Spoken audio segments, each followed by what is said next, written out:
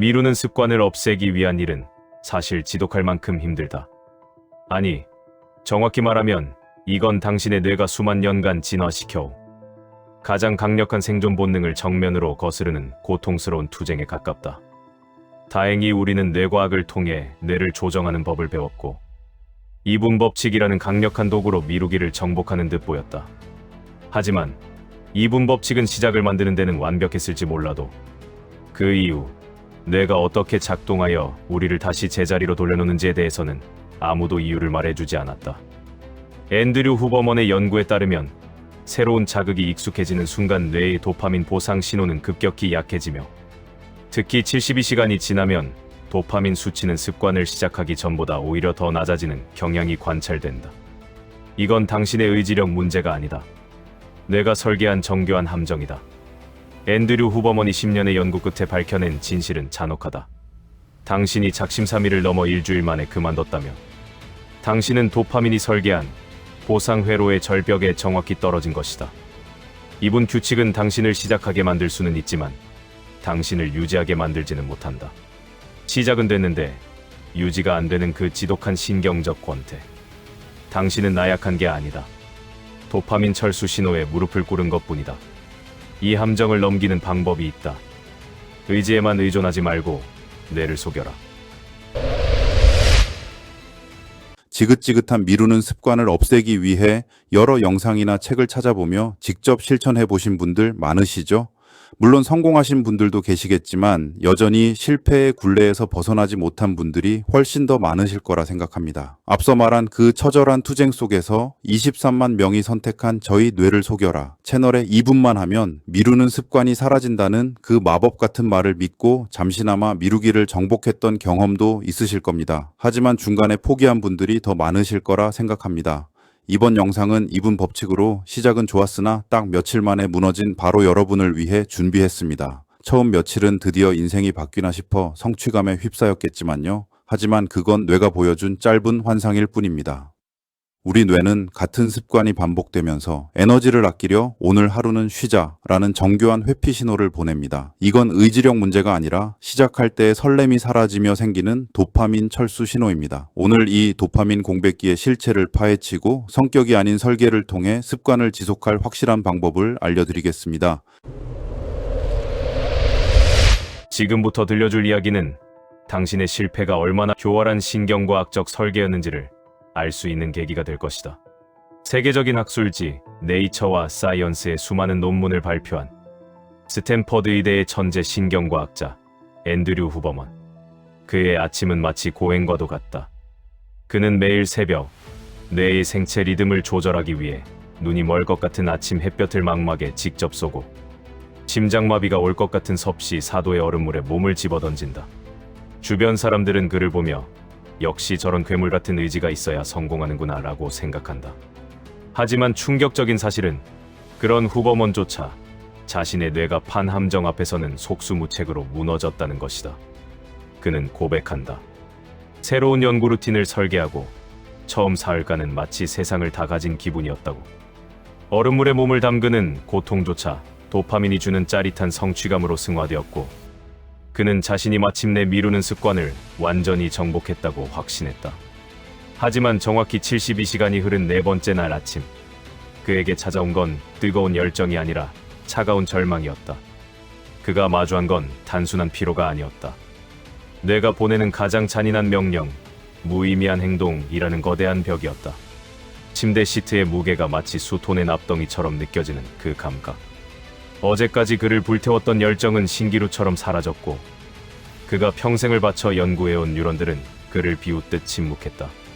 세계 최고의 뇌 전문가가, 도파민의 지도를 그리는 학자가 정작 본인의 도파민이 바닥나서 천장을 멍하니 바라보고 있는 비참한 현실. 후버먼은 그 순간 깨달았다. 이건 정신력의 문제가 아니라 뇌가 파놓은 과학적 낭떠러지였다는 사실을 말이다.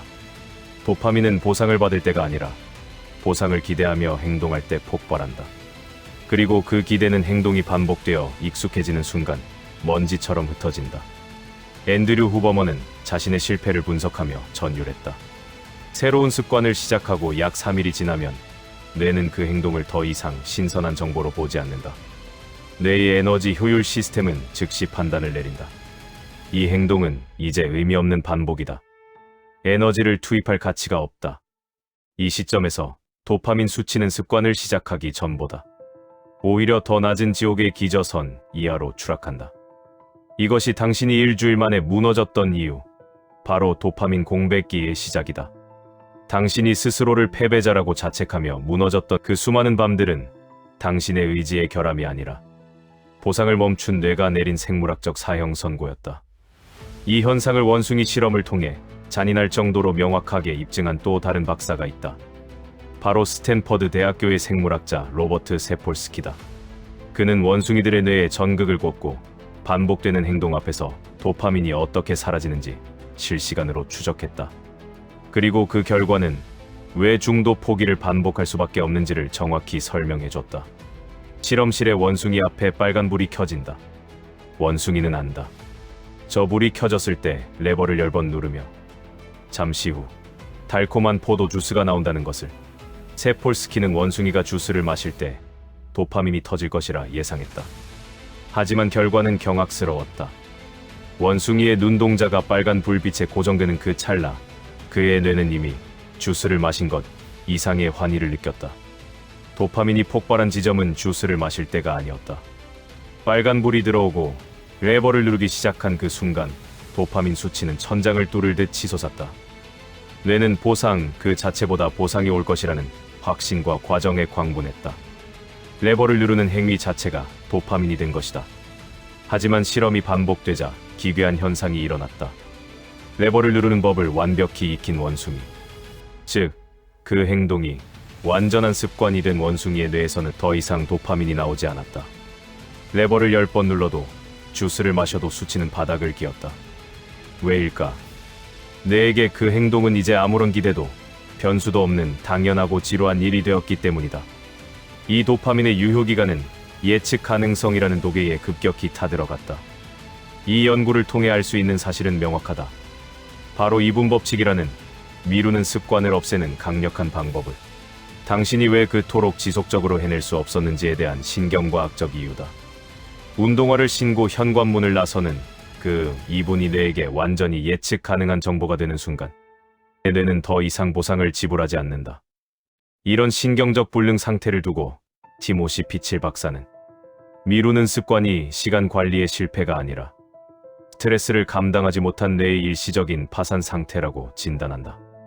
즉, 도파민 보상이 끊긴 당신의 뇌는 현재 신경적 파산을 선언한 것이나 다름없다. 앤드류 후버먼은 이 지옥 같은 공백기에서 살아남기 위해 자신의 뇌를 역으로 해킹했다. 그는 루틴이 지루해질 때마다 일부러 변수를 던졌다. 아침 햇볕을 쬐는 장소를 매일 바꾸고 차가운 샤워의 온도를 예측 불가능하게 설정했다. 뇌가 이 자극을 새로운 정보로 인식하게 만들어 도파민 밸브를 강제로 열게 한 것이다. 세폴스키 역시 실험의 조건을 바꿨다. 레버를 눌러도 주스가 나올 확률을 50%로 낮춘 것이다. 그러자 놀라운 일이 벌어졌다. 나올지 안 나올지 모르는 그 불확실성의 원숭이의 도파민은 실험 역사상 최고치를 기록했다. 당신이 지금껏 실패한 건 의지가 부족해서가 아니다. 당신의 뇌가 그 습관의 모든 과정을 완벽하게 예측해버렸기 때문이다. 뇌는 뻔한 것에는 보상을 주지 않는다. 실행은 결심이 아니라 뇌가 끊임없이 다음을 기대하게 만드는 교활한 설계에서 나온다. 앤드류 후버먼의 절망과 로버트 세폴스키의 원숭이가 보여준 이 신경과학적 진실은 한 지점을 가리킨다. 이분 법칙으로 문을 열었다면 그 문 안의 풍경을 매일 조금씩 바꿔야 한다는 것. 그래야 뇌는 이를 새로움으로 인식하면서 지속적으로 도파민을 뿜어낼 것이다. 이제 질문을 바꿔야 한다. 어떻게 하면 더 강한 의지를 가질까가 아니라 어떻게 하면 뇌를 속여 이 지루한 반복을 다시 미치도록 기대하게 만들까로 말이다. 방금 보신 후버먼과 세폴스키의 사례는 우리 뇌의 가장 핵심적인 보상 체계를 보여줍니다. 미시간 대학교의 켄트 베리지 교수는 이 현상을 더 깊이 있게 분석하여 뇌에는 원하기 회로와 좋아하기 회로가 완전히 분리되어 있다는 사실을 세계 최초로 보고했습니다. 켄트 베리지 교수의 연구들에 따르면 새로운 습관을 시작할 때는 원하기 회로가 강하게 활성화됩니다.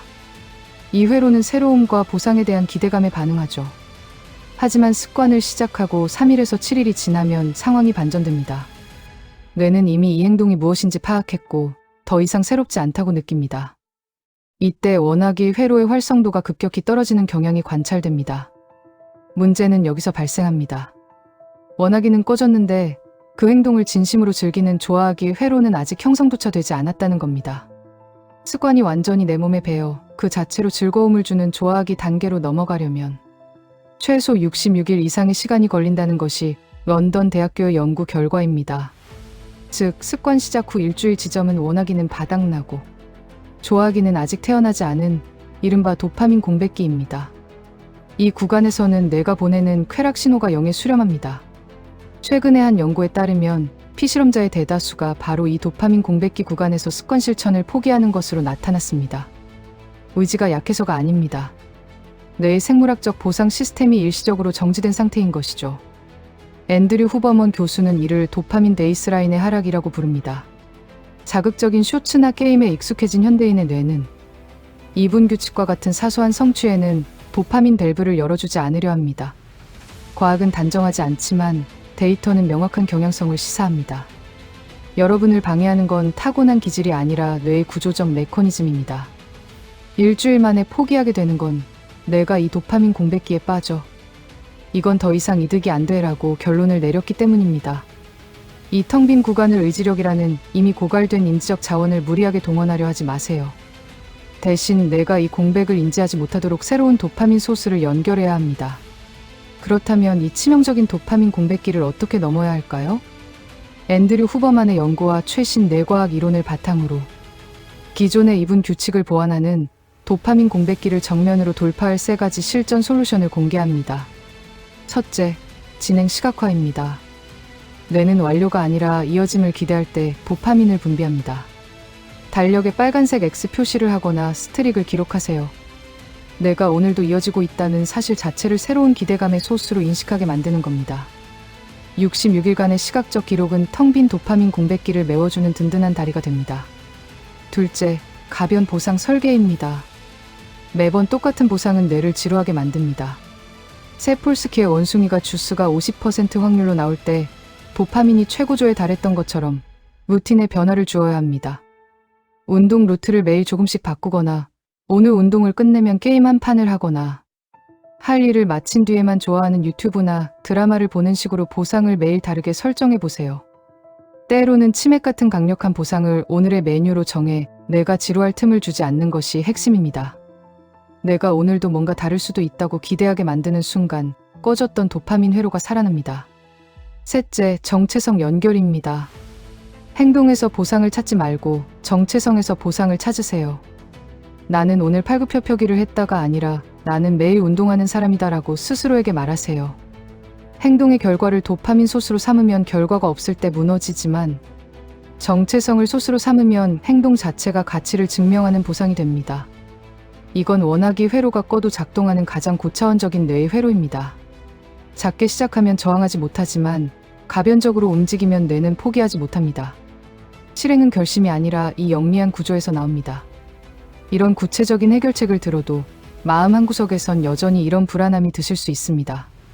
저는 진짜 의지력이 바닥이라서 이런 과학적 방법도 안 통할 것 같아요. 지금 이런 생각하고 계신가요? 하지만 분명히 말씀드립니다. 의지력은 여러분의 성격이 아니라 뇌의 에너지 상태일 뿐입니다. 스탠퍼드 앤드류 후버먼도 미루기 연구의 권위자 티모시 피칠 박사도 공통적으로 인정합니다. 의지력이 아니라 뇌의 설계가 문제라는 것을. 그들과 여러분의 차이는 단 하나, 그들은 이 구간이 도파민 공백기라는 것을 알고 대비했다는 점입니다. 이미 여러 번 실패해서 늦은 것 같아요. 아니요, 실패한 게 아닙니다. 여러분은 도파민 공백기라는 구간의 존재를 몰랐을 뿐이고 그 구간에서 잠시 멈췄을 뿐입니다. 이제 그 공백기가 어디쯤인지 왜 오는지 알게 되셨잖아요. 뇌회로는 언제든 재배선될 수 있습니다. 오늘부터 다시 시작하는 건 이전의 실패와는 완전히 다른 레이어의 시작입니다. 완벽하게 바꾸는 게 아니라 최소한의 마찰을 설계하며 그 공백기를 한 걸음씩 걸어가는 것입니다. 이분 규칙은 틀리지 않았습니다. 시작하는 법은 정확했습니다. 하지만 아무도 시작 이후에 찾아오는 잔인한 도파민 공백기를 알려주지 않았을 뿐입니다. 오늘 이 메커니즘을 이해한 여러분은 이제 이전과 다릅니다.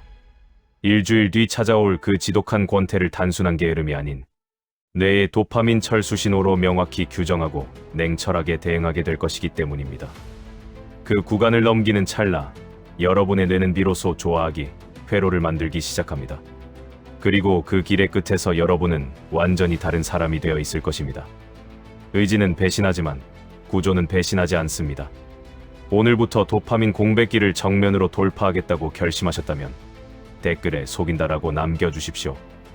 여러분의 선언이 뇌의 새로운 회로를 만드는 강력한 첫 번째 자극이 될 것입니다. 뇌를 속여라. 그러면 여러분의 현실이 달라집니다.